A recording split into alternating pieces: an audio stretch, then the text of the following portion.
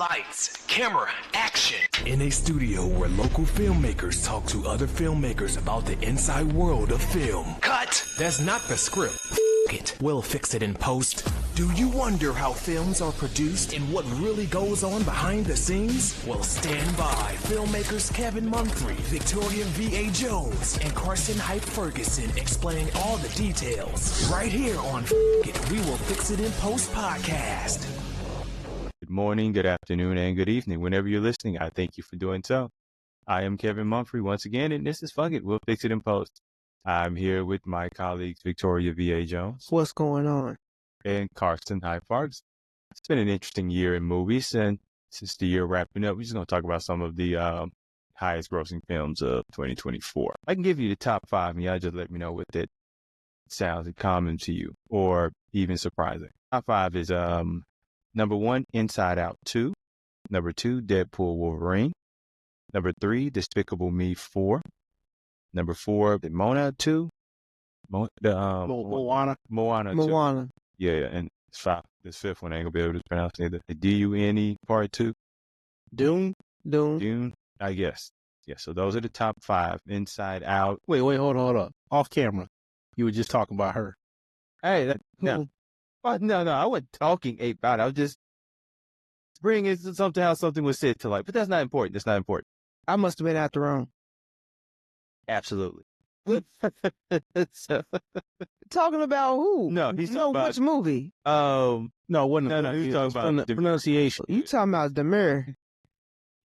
But That's not very demure. This try gonna be the last one. It's not. So, Well, on you. I just gave y'all, but anything y'all notice about those 5? Not at all. There's some sort of a sequel. Oh. Well, I mean, technically, Deadpool Wolverine is like not really a sequel. It's Because I mean, like, if it's you supposed to be like a second part.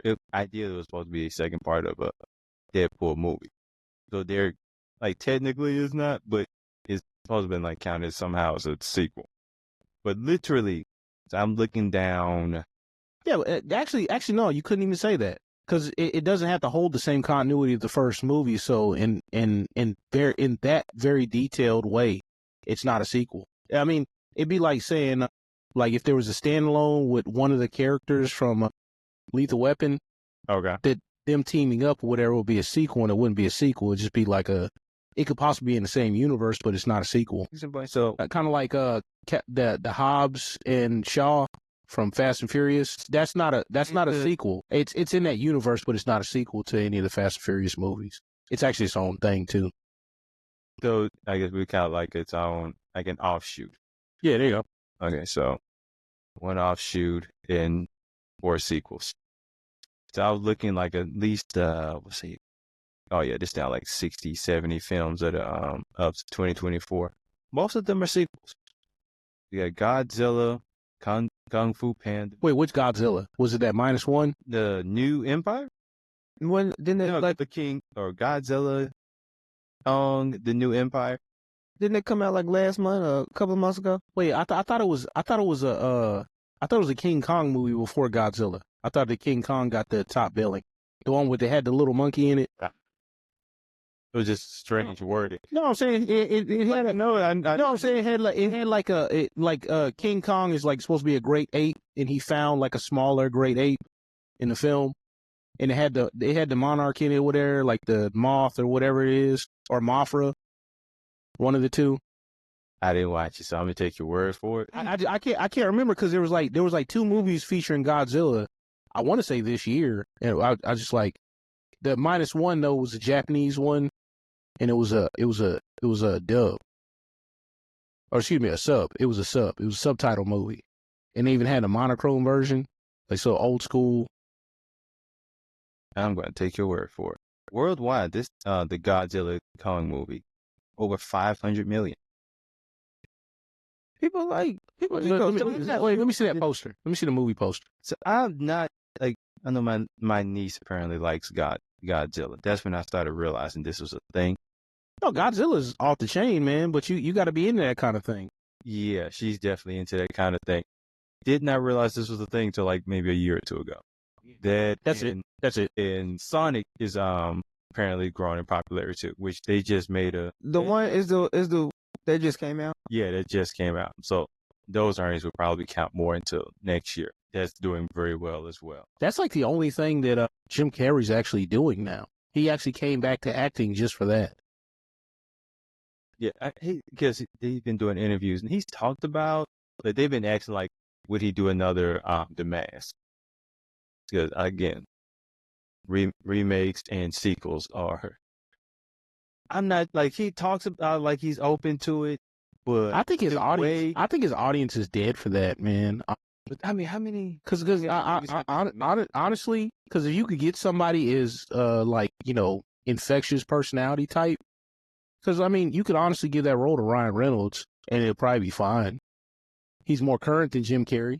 He's more current. I mean, don't like think that would work. you talking about somebody that's like just over the top. Because I mean that's Ryan Reynolds is not playing a character when he's Deadpool. That's just him. Yes, him. It works. But the mask, the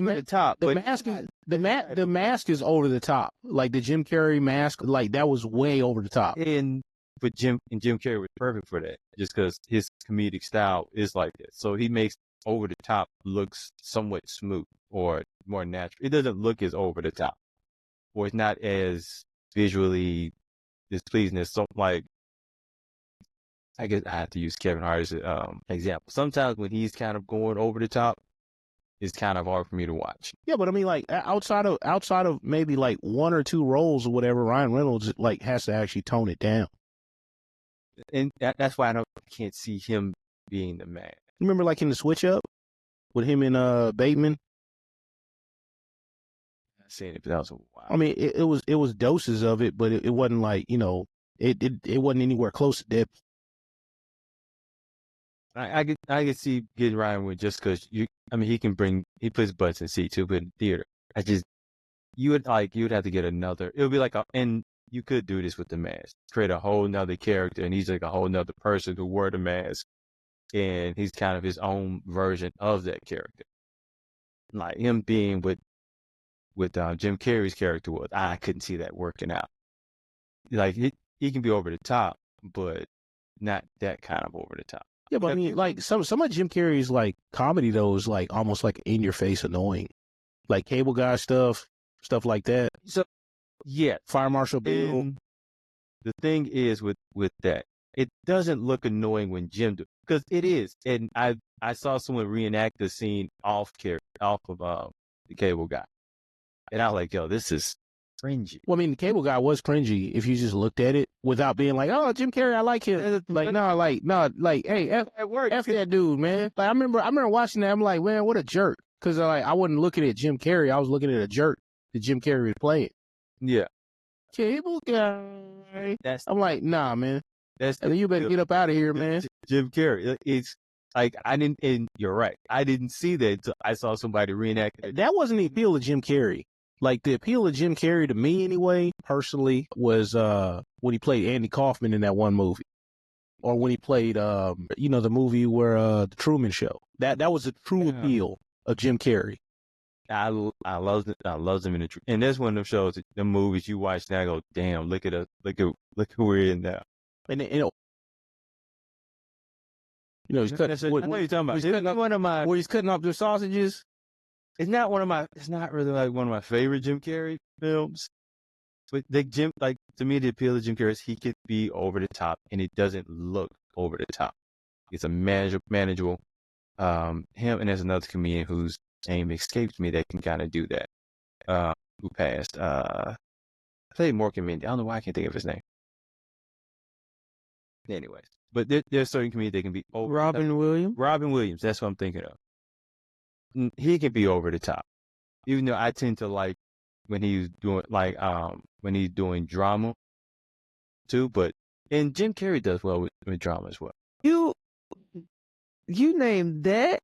We're talking about Robin Williams and all the other iconic movies that he's been. It's like when I think of Robin Williams' film, I tend to go to drama, but when he's over the top, it doesn't look cringy to me.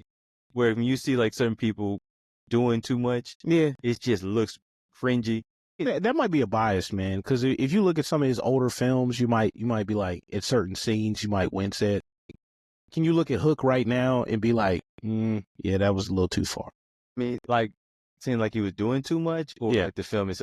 I even Because like the fat kid cannonball thing, that was too much. I'll tell you that right now. That was way too much. you probably wouldn't put that in the current version of the Hook. I was just imagining how that would go off. That would not vote well now. Oh my goodness. Like, yeah, we're gonna take that scene off, burn it. Actually, burn that scene.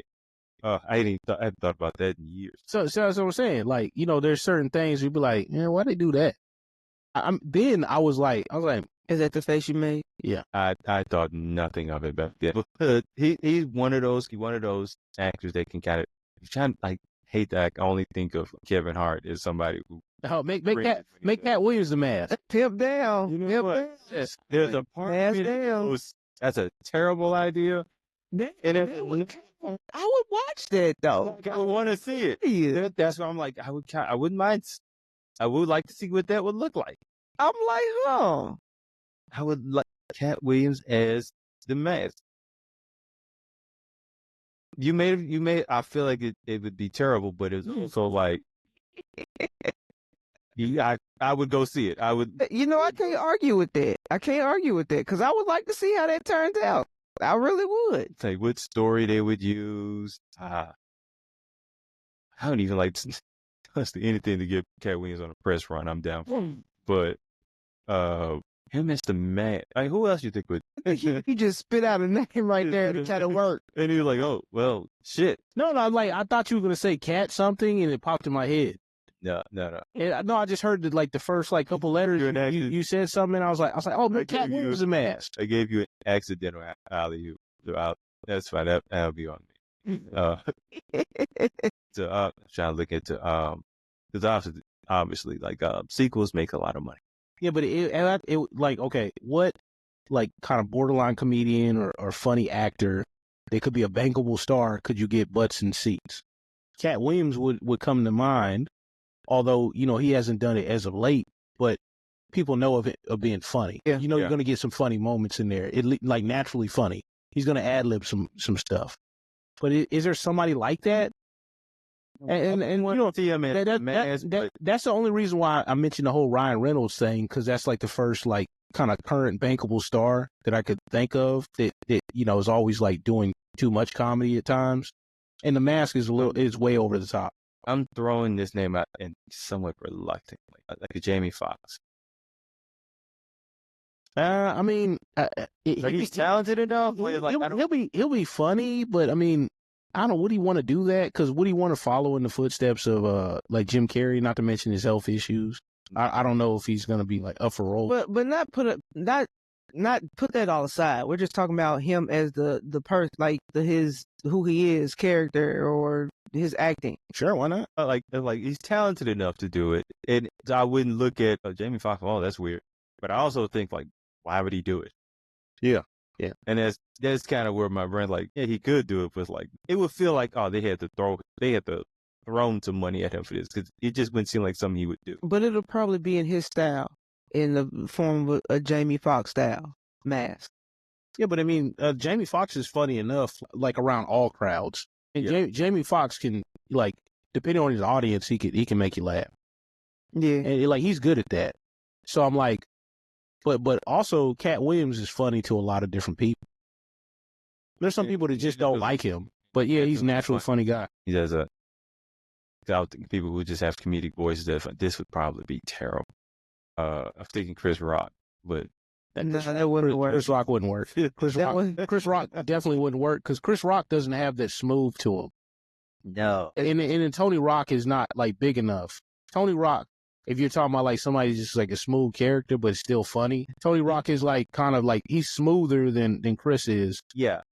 And I don't know, all time I like Chris Rock stuff better, but I probably watch more Tony Rock now currently. So me with Chris Rock, he just has he can say things just because of his voice. He just has a funny voice. Yeah, I think you have to have the smooth element to the person too. But Yes, it's hard for me to think of somebody. Speaking of Jamie Foxx, this is somewhat off topic, but I wanted to bring it up. Have y'all seen his stand-up special? No. I saw it actually like maybe a week ago, and first thing I'm thinking is like, how long has it been since he's been on stage? Because he like someone like Eddie Murphy, It's been a while. he said like 18 years. Like Eddie Murphy is noticeable that he hasn't been on stage in a while, just because he's such a just doing straight movies. and It's more money. and same as Jamie, but with Tim was like because he didn't really like. I don't know if he went. I don't remember him being like on a club tour testing out stuff, and I don't even know if he really could at this point. Like Eddie Murphy couldn't do it neither. And I was saying and he just breaks down like what happened, the process of it. It was more like a testimony than it was. It felt more.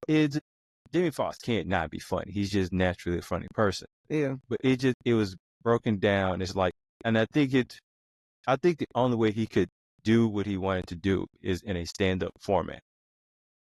Because I wouldn't say like, Well, they're comparing. I have not seen it, but they're comparing it to when Martin Lawrence was yes, was sick, and then he got well, and then he did his stand-up. That's what they're comparing it to. It is like that. Martin's version was pretty much a stand-up. I would say that one was funnier. That was much more stand-up. This felt like a testimony in a stand-up format. Like I don't know how you would market it any other way, but because there is comedic elements to it. It's a stand-up comedy. I mean, it's a stand-up special. He shows he kind of displays in a way all of his talents. Yeah. So it's well done in that. Now, if you say if it's one of the funniest stand-ups, I would say no, but it was very well like plotted out and it was well done. So if you haven't watched it, I would put it out there. Look, I don't go to the carnival to look at the lights. I go to the carnival for the food and the rides. That sounds like a part of me. I don't have anything to say. I really don't. I mean, that's great, but what the fuck they gotta do? Like you said, hey, was it the greatest comedy? Like, how funny is it? Like on a funny scale. Like it's a comedy, right? I said scales 1 to 10. I would give it like, for it's just comedy, I would say it's more like a 6 on funny. All right. But it is interesting though. It is a good watch. Yeah, but you talking about that from a technical aspect. Like for a presentation, a regular civilian is going for a Jamie Foxx comedy show. I don't care about backstory. Here now, hey, I don't care. I don't care about CEOs dancing in the video. Now, maybe around a average person that's around, you may go into it like looking for a comedy.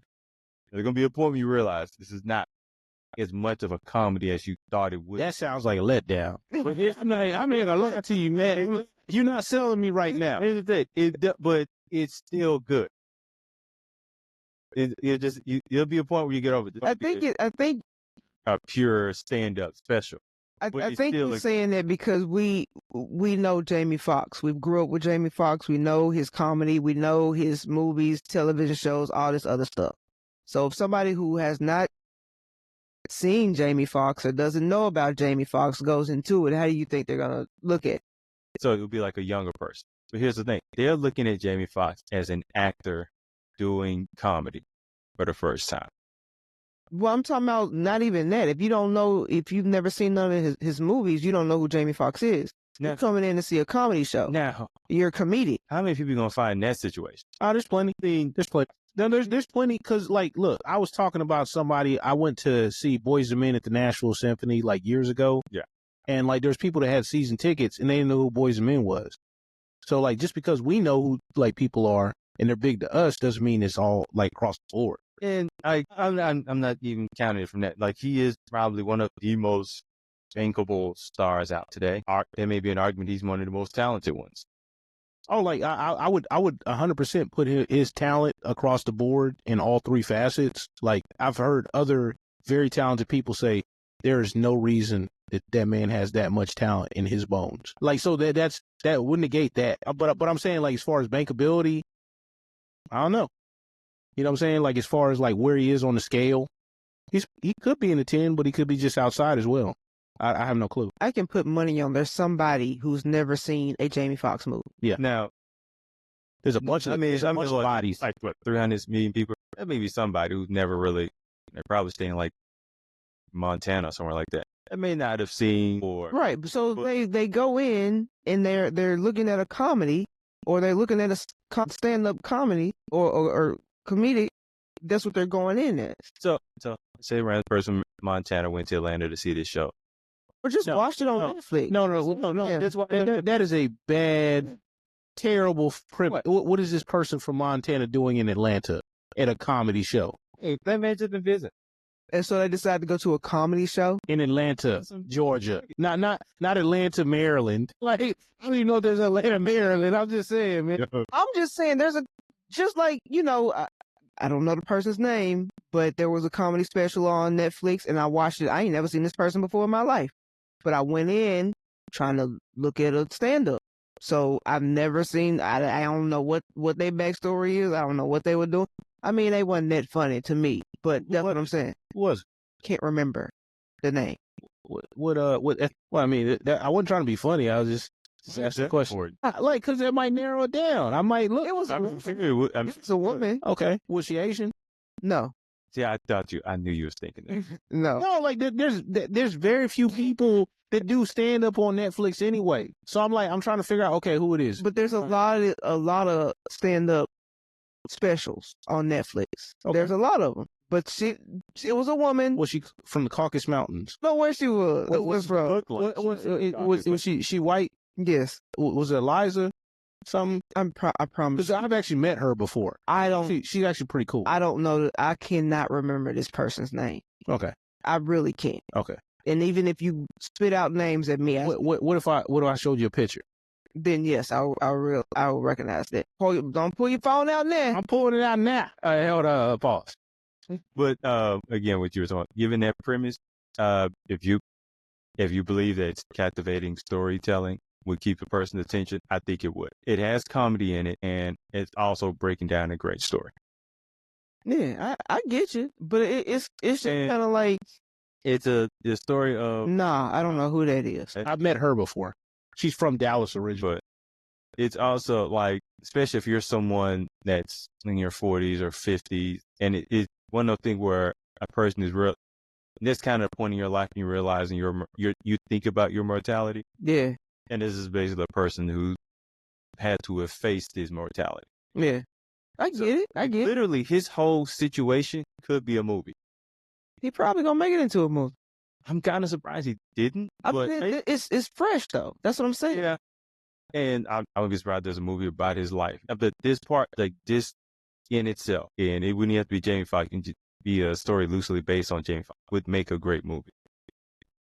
Yeah. I think if anyone's haven't watched it, I would suggest take a look at it. It's very well done.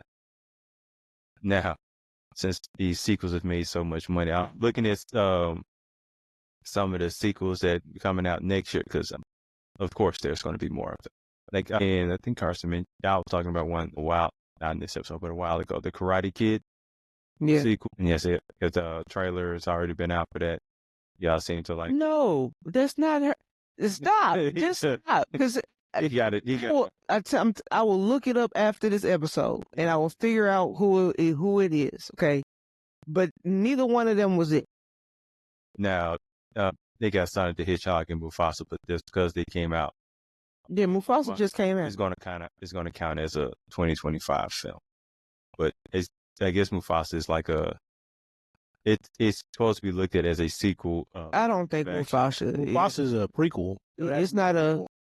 They have got, But that's a totally different story, though. Yeah. It's not The Lion King. It would have to be a prequel, though.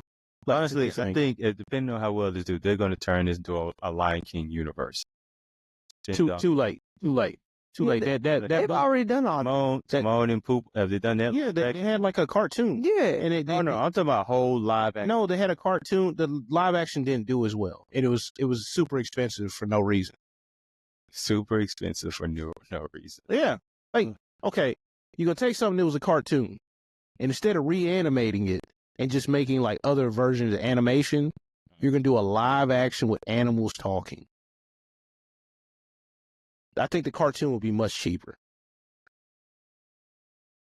And it Disney spend their money, but they want to spend their money out. And they had a lot. Hey, look, you say that, but they had a lot of very, very profound failures in the last 10 years. But they spend their money what they want to spend their money out. Man, you can only have so many failures, even at Disney. And Disney was in trouble back before in the 80s. But now they got so many because they righted the ship. But I'm saying, like, but then they got drunk with their own success. And then Star Wars. Disney Star Wars arguably has not been the bane that everybody thought it was going to be. Star Wars by itself was a license to print money. They cannot sell most of their the stuff they're producing. I feel like isn't that Star Wars coming out next year? Probably. Might be. I don't know why. It just feels like there's a Star Wars movie coming out every year. Oh, speaking of which, like, there's like a Deadpool Christmas special coming, something like that. Like I saw that announced like maybe like a couple weeks ago. There you go. It's not a movie, isn't it? Or I don't know what it is. I just like I saw Ryan Reynolds he's just like announced like a Deadpool Christmas special. I was like, what the heck? What is this? There's some what is this? Star Wars Andor season 2. I guess it's a show. Yeah, I guess they get Andor's supposed to be really, really good, but I don't know. They said they were going to slow down on the movies because they're I know they're probably slowing down with that with Marvel films too. Well, because they're trying to crank out the volume they are, like the quality's not as good. And then it could potentially ruin your brand like down the road.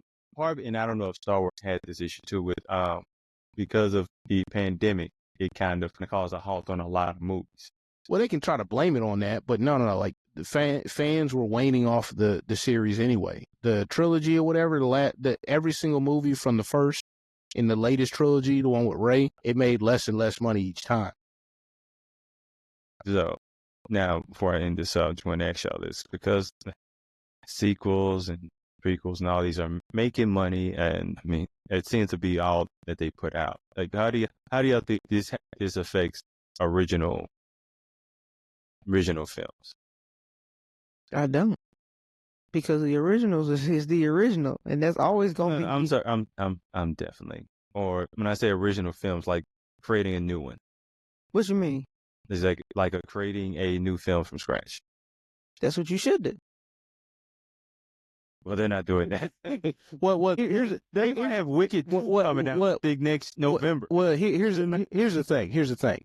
So you have an IP, and you think because you have a formula or whatever, you can just take that IP and extend it into infinity and beyond. To quote, like or a universe. Yeah, but not everything is meant to be like that. But some things or whatever, I think they probably should make, like Brightburn, basically like Evil Superman. It had Elizabeth Banks in it that played the Earth Mother or whatever. I can't remember who the dude was. I thought that was a great movie. I want to see another one. Yeah, my kind of fears with what I feel like now when you're going to see original films, like but I mean that was an original film though. Yeah, I feel like now, like you're going to get to a point where you're not going to see those in theaters anymore at all. Like I have a feeling like this is probably how it would be like. The original film will be like on a Netflix, like on some sort of streaming service. If it does really well, then they'll say, okay, we'll take the IP, build something with it, then put it in theaters. I have no problem with that because like it'd be a proof of concept, and you actually would know that you would get better films in the theaters. So like when you went to the theater to get that theater experience, you would know it'd be a good film, and you have something to base it off of. And I mean, because like case in point, Chronicle, like they're supposed to make a second Chronicle, it still hadn't happened. I think there was something with the director. He lost his mind or something. You're not talking about Chronicles of Riddick, right? No, Chronicle, the one with the 3 kids that had superpowers because they came in contact with that comet or something like that. And then the one friend became evil because he was like stronger than them. He was practicing a whole lot too. He had a kind of twisted childhood, and he started like killing animals and doing weird stuff. And then he's like, yo, I'm all powerful. I'm more powerful than y'all. And they were like trying to fight him. Ended up messing him up real bad. And then rolled out, and then that's how it ended. Spoiler alert. You actually have to watch it or whatever, because like what I said, my face shows I've never seen. What I said makes no sense. But they had the one black kid and the 2 white kids. It was actually well done, very well done. Who was the evil one? One of the white kids, like the younger white kid. He had a jacked up family life. So I was finna say, if they made the one black person the evil one. Now, what's wrong with that? I mean, Denzel was good when he was a bad guy. I mean, I was actually like, I hate to say it, that's my favorite. Yeah, hell, as a matter of fact, like some people that are very, very nice, like in movies, whatever, like John Travolta, hell of a bad guy. In Face Off? Yeah, he was in Face Off, and you remember like he was almost like an anti-hero in From Paris with Love. And in the movie with Denzel Washington, Phelan, like what 1, 2, 3, 2, 1 or something like that. It was a train movie with Denzel Washington. Oh yeah, I know what you're talking about. It was like Phelan something. I know what you're talking about though. It was either 1, 2, 3 or 2, 3, 1 or thing.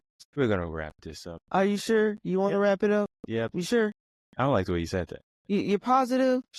Absolutely. We'll probably be doing a sequel of this episode. We need to wrap it up sponsorship. That's what we need. We need some sort of sponsorship. Hey, it's the end of the year. Hey, listen, y'all better come on here and get a part of this craziness we got going on over here. Shenanigans. That's what I call them. I don't know if that's a part of the craziness. Shenanigans. Demure. Very demure. Yeah, we're gonna get the fuck out. Thank you once again for listening or watching. I'm Kevin Mapry with my colleagues Victoria V.A. Jones. It's very demure over here. And Carson Hyde Ferguson. Shout out to Travis Henry, man, winning that Heisman. Give me Travis Hunter. I say Henry. Travis Hunter winning that Heisman. I appreciate him doing that, man. Best college football player in the nation. That's what I'm talking about, man. What's up? I didn't even realize you said his name. We here. Shout out to Future then. That's my Scorpio twin. No, we didn't even have to bring him in. There was no reason to bring these two folks in here. What's up, Future? Hey, if you want to come on the podcast, you're more than welcome to.